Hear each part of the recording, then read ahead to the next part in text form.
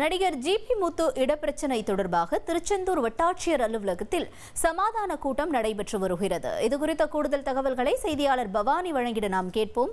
பவானி, வணக்கம். இந்த இடப்பிரச்சனை தொடர்பான தகவல்களும் தொடர்ந்து இப்ப இருக்கக்கூடிய இந்த கூட்டம் தொடர்பான தகவல்களையும் பகிர்ந்துக்கோங்க. நிச்சயமாக, அதாவது டிக்டாக் பிரபலமான ஜிபி முத்து தொடர்பான பிரச்சனை குறித்த சமாதான கூட்டமானது தற்பொழுது திருச்செந்தூர் வட்டாட்சியர் அலுவலகத்தில் நடைபெற்று வருகிறது. குறிப்பாக திருச்செந்தூர் அருகே உள்ள உடன்குடி பெருமாள்புரம் பகுதியை சேர்ந்தவர் நடிகரும் பிக் பாஸ் பிரபலமுமான ஜிபி முத்து.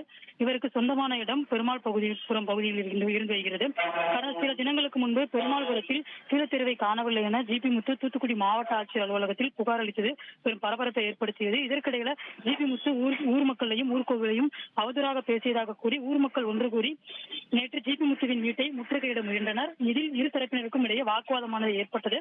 இதில் குலசேகரப்பட்டினம் போலீசார் தலையிட்டு இந்த பிரச்சனையை வருவாய்த்துறை அதிகாரிகளை வைத்து பேசி தீர்த்துக் கொள்ளுங்கள் என்று கூறியிருந்தனர். இந்த நிலையில் இந்த பிரச்சனை சம்பந்தமான சமாதான கூட்டம் இன்று திருச்செந்தூர் வட்டாட்சியர் அலுவலகத்தில் வட்டாட்சியர் பாலசுந்தரம் தலைமையில் தற்பொழுது நடைபெற்று வருகின்றது. இதில் ஜிபி முத்து உட்பட இரு தரப்பினரும் பங்கேற்று வருகின்றனர். இதில் தனது வீட்டிற்கு செல்லும் பாதையை பெற்றுத்தர வேண்டும் என்று ஜிபி முத்து கோரிக்கை வைத்தார். இதை விசாரித்த அதிகாரிகள் ஜிபி முத்துவின் வீட்டிற்கு செல்லும் பாதையை சரி செய்து கொடுக்க வேண்டும் என்றும் அந்த பகுதியில் உள்ள அரசு புறம்போக்கு நத்தமிடத்தை ஆக்கிரமிப்பு செய்வதோ கட்டுமானங்கள் ஏற்படுத்துவதோ கூடாது என்றும் தெரிவிக்கப்பட்டிருக்கின்றது. மேலும் சட்ட ஒழுங்கு பிரச்சனை ஏற்படாத வகையில் கோவிலை கட்டிக்கொள்ளலாம் என்று அறிவுறுத்தவும் பட்டிருக்கின்றது. மேலும் இரு தரப்பினரிடையும் இனி வரும் காலங்களில் சட்ட ஒழுங்கு பிரச்சனை வரக்கூடாது, அப்படி மீறி வந்தால் அரசு விதிகளின்படி உரிய நடவடிக்கை எடுக்கப்படும் என்றும் தெரிவிக்கப்பட்டிருக்கிறது. இதை ஒப்புக்கொண்ட இரு தரப்பினரும் எழுதி கொடுத்து கையொப்பமிட்டிருக்கின்றன. நீண்ட நாட்களாக இருந்து வந்த இந்த பிரச்சனையானது தற்போது முடிவுக்கு வந்திருப்பது இரு தரப்பினருக்கும் பெரும் மகிழ்ச்சியை ஏற்படுத்தியிருக்கின்றது.